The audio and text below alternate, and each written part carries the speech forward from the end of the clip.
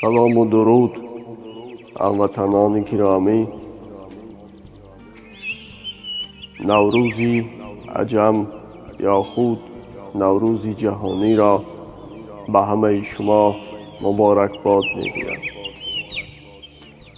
در این سال نو به شما تنصیحاتی، خانه آباد، بردباری و موفقیت های بی‌نظیر را تمنا دارم.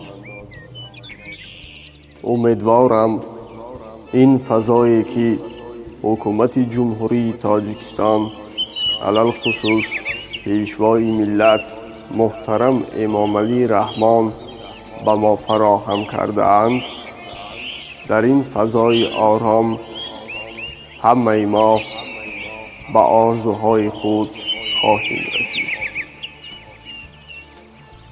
امین استقلال کامل بود که ما جشنهای گذشته خود را زنده کردیم.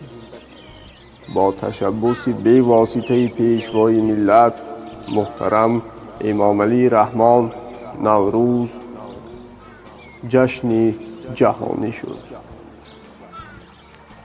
به هر دهه، به هر ناحیه، به هر شهری که نرویم نشانی از نوروز هست که این بزرگی و صاحب تمدنی مردم تاجیک را نشان می دهد.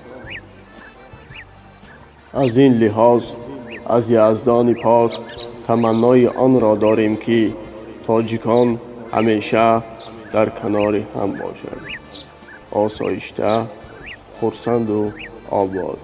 با فراغت نوروزتان مبارک باد هموطنان عزیز.